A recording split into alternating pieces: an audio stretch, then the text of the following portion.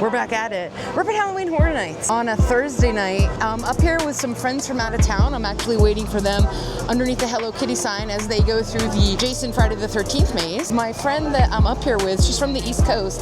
She actually has a walker, and so she has the handicap, well, what's it officially called? Let's go take a look at it. She has the handicapped attractions assistance pass.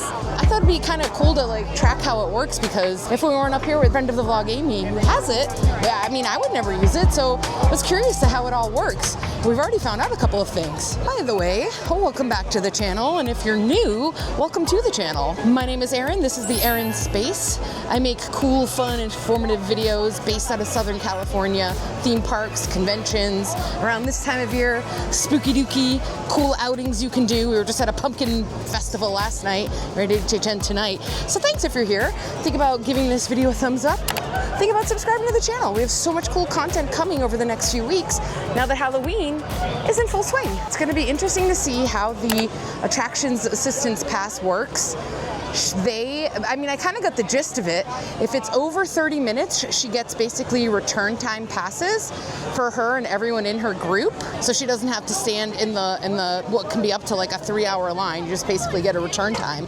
And if it's under 30 minutes, I do believe, we'll have to check and verify when she gets back, but I think if it's under 30 minutes, I just can't go in yet because it's not 7. There's a lot of rules about HHN. If it's under 30 minutes, her and her party can just go through the express line, so she doesn't have to wait in the lines. So they're going through the Jason maze right now because it was a 10-minute wait. So I think they should just be able to walk in. I couldn't go because they bought the pass where they came into the park during the day, and then they could start going into the houses starting at 5:30.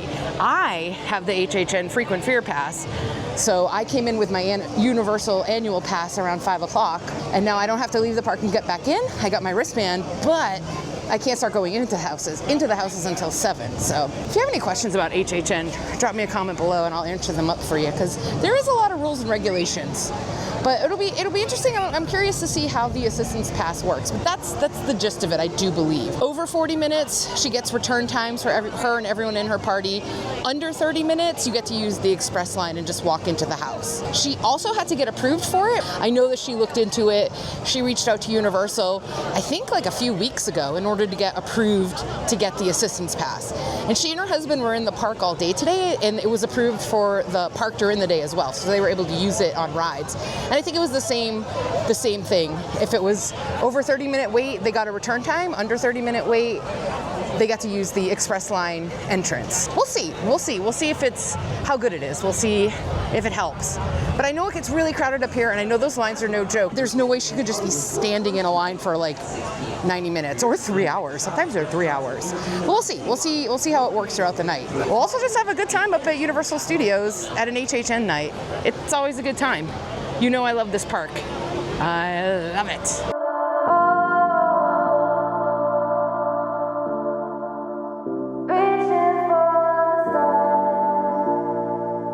So I'm just sitting here waiting for my friends because they were able to get into the Jason maze, and I remembered something else on the accessibility pass. They are not near the houses. So we at first came over to Five Nights at Freddy's, which is on the lower lot, and we were like, hey, here's her, her main pass that she has, but I think we have to go like turn it in for basically like we're the equivalent of like lightning lane fast passes. You don't get them at the houses. There's accessibility stations. There's 3 different ones. So there's one down in the lower lot here over by the Jurassic World ride entrance. It's for the 4 houses down here. Then there's one up top by the Wizarding World of Harry Potter land entrance that's for Terrifier and Poltergeist, which are down, you have to like walk through the Harry Potter land area to get to those. And then there's a 3rd accessibility desk over by the Starbucks on the Main Street area where the Monstros and Fallout houses are. So there's 3 different accessibility stands, not really near the houses, and you have to go to each of those accessibility stands to then they scan your accessibility pass that she got through guest services, and she's going to get like return time tickets. So it's kind of confusing, to be honest. Like, and what we were saying, we were kind of like joking, but also not really. For something that's supposed to be like useful and have people, especially with walking disabilities, not have to walk as much, we were like double backing everywhere. We walked here, because the first person told us to go get them by the Mummy ride. So we walked to the Mummy ride, and then the Mummy ride people were like, oh no, you get them by Jurassic World. So it was a lot of double back and extra walking for someone that's supposed to be getting like accessibility, helpfulness. So that was a little weird, but I think we're all set now. We got our passes for the 4 lower houses. They've already gone through Jason. Now they're riding Transformers. So I think we're golden now, but a little tidbit. It's a lot of kind of steps just to be able to access the houses and have fun like everybody else. So that's something to think about. I've been reunited with the crew. And I was trying to explain how this works a little, but I have some follow-up questions for you, Amy. But we seem to be going in. We're using her accessibility passes, and I think we're going to be okay. I think we're going to get in. And this is way easier than walking all the way through and around down there. But Five Nights at Freddy's, let's go check it out. Oh, awesome! Thank you so much. We're in. We're going to Five Nights. Get ready for the bear. Here we go.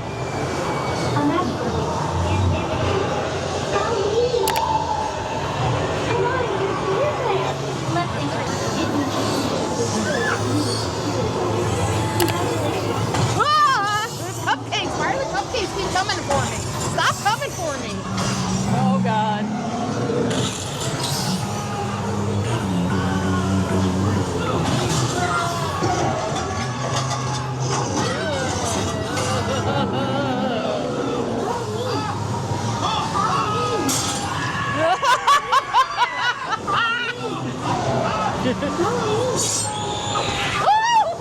Oh, my God. They're everywhere.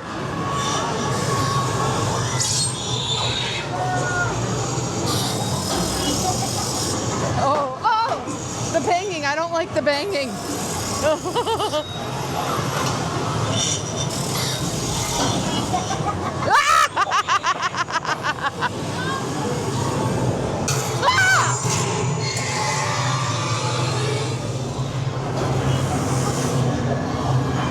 That child really scared me.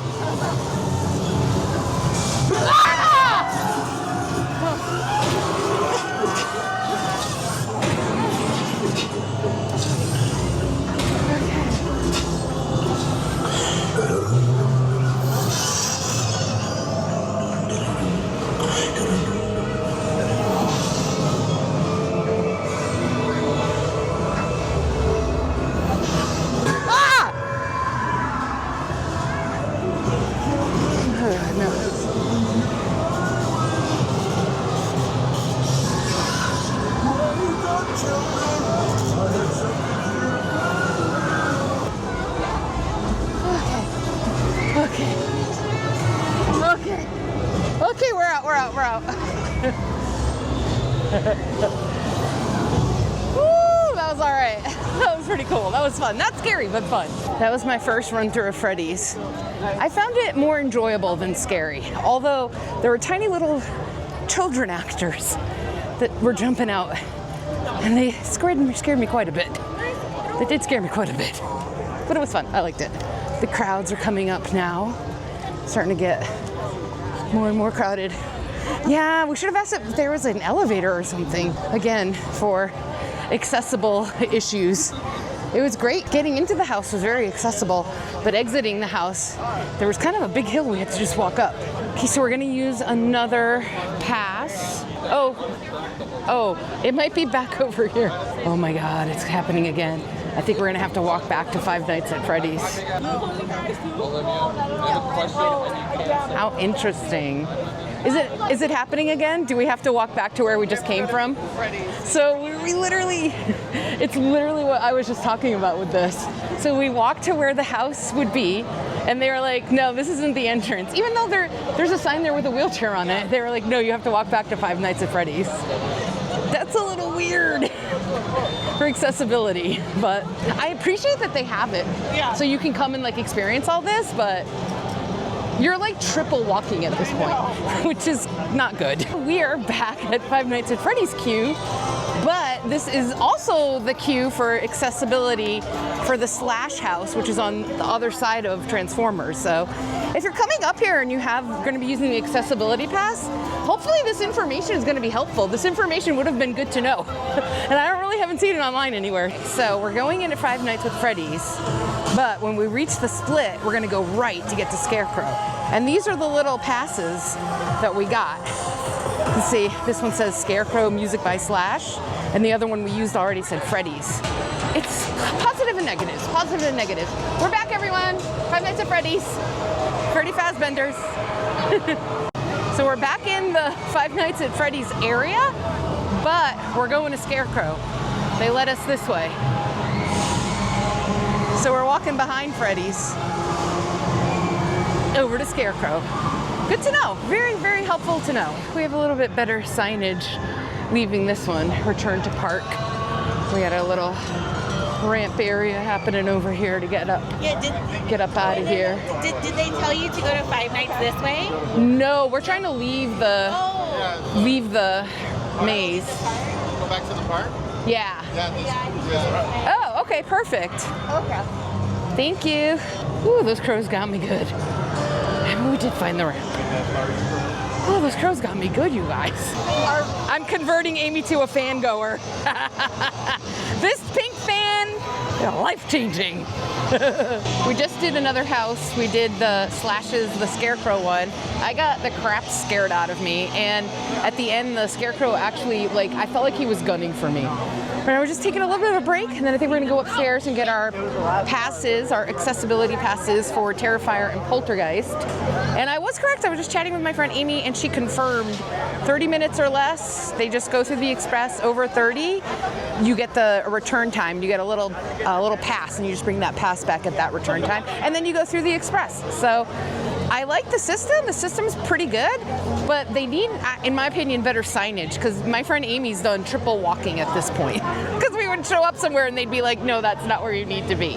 So a little bit clearer signage in the park, and this is a golden system for assistance, so people can enjoy HHN the way it was meant to be enjoyed, by getting the crap scared out of you by giant scarecrows. All right, so we have come up top and gotten up top you don't get actual little passes like the ones we got for the 4 mazes on the lower lot.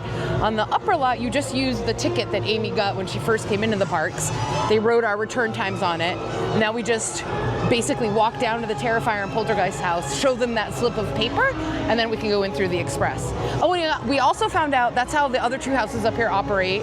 That's how Monstrose and Fallout operate. Just you have to go to a different standing desk to have them set it up for you. And then we also found out that the Terror Tram, they don't do anything. You just show the piece of paper that Amy got at the front early this morning, though. You got that piece of paper when you first got here, right? Yeah.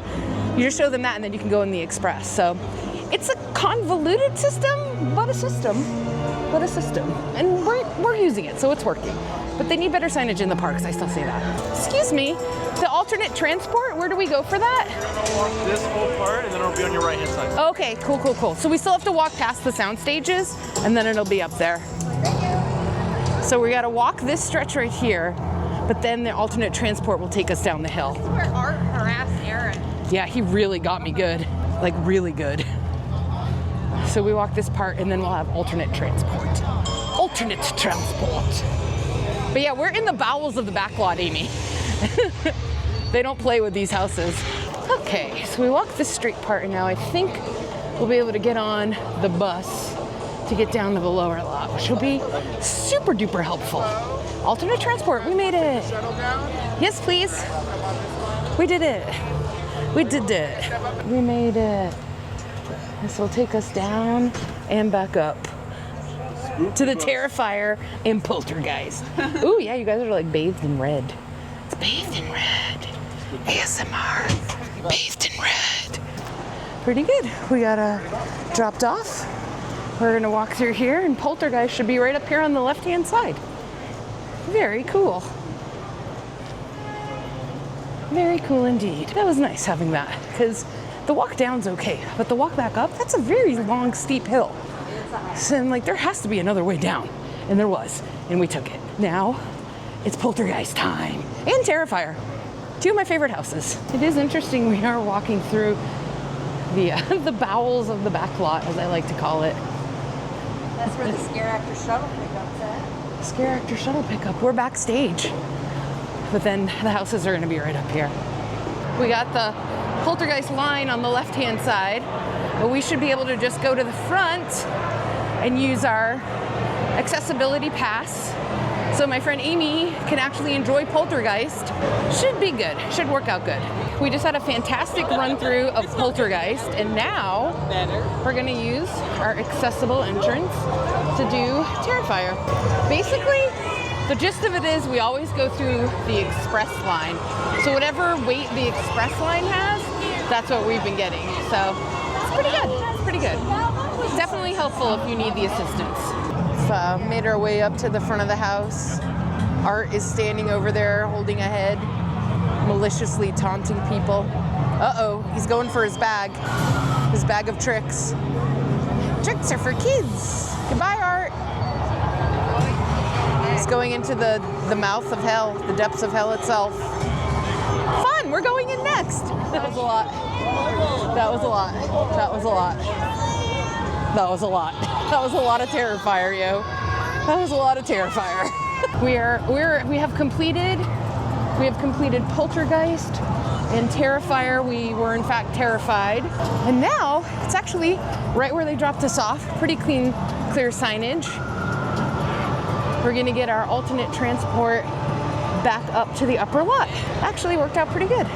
Again, I think that this whole thing that they have set up for accessibility is fantastic. I feel like they need a little bit more clearer, although in the lower lot the signage has been fantastic, they needed a little bit more clear signage on the upper lot. I mean the lower lot meaning Poltergeist and Terrifier houses, not the actual lower lot. That's where we did a lot of back and forth walking. But it's been great. It's really been great. And you get 4 passes, so if you had a family and one person needed the assistance, it's not like you'd have to like leave your children behind or something. You can take them with you. So it's been working out pretty good. Pretty good. Back through the underground we go. Bye, Poltergeist and Terrifier. We'll see you next time with our frequent fear pass. But we're gonna go get our accessible support, alternate transport back up top.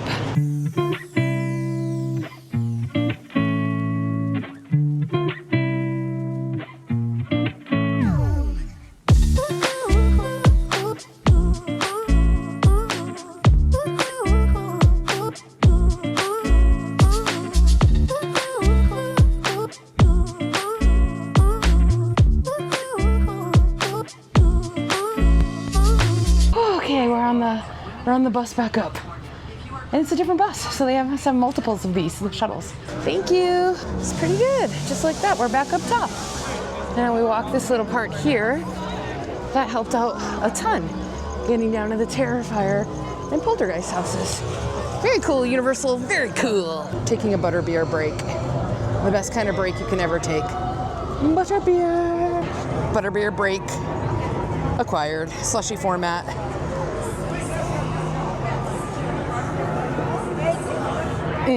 Hello, it's been a couple of days, a couple of very busy days since last I saw you in this video, at least up at Universal Studios Hollywood Halloween Horror Nights. But I just wanted to say, after we took our butterbeer break, we actually just ended up chilling. We went through a couple scare zones and we kind of wrapped it up for the evening. So I didn't really film anything else after that. But I wanted to say it was really interesting just to see how Universal handles their accessibility passes. Like I said multiple times throughout the video, I think it's great that they offer it just for whatever reason. If you're not able to stand in those insane lines, but you want to experience Universal and especially Halloween Horror Nights, I think this system is pretty good for making it more accessible, for lack of a better word, because my brain is fried because I'm tired. Because since then I've been to Chapel Roan and a book festival, hence my shirt.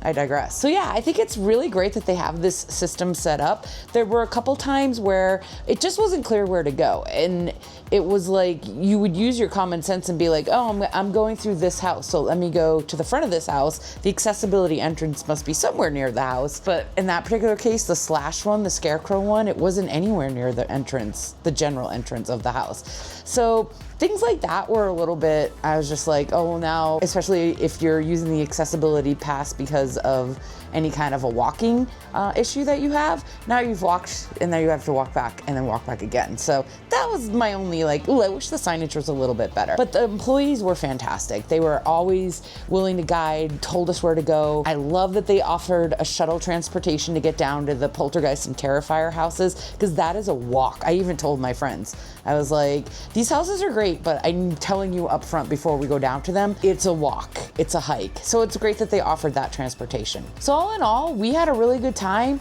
My friend Amy was able to experience the park both during the day and at night. So it was fantastic. It was really, really fun. If you have any questions about Halloween Horror Nights and ticketing, because I touched on that briefly too in this video, there's a lot of tiers and what does this get you, what does that get you? If you have any questions, drop them in the comments. I'm happy to answer them. If you have any questions specifically about the accessibility assistance, drop those in the comments below.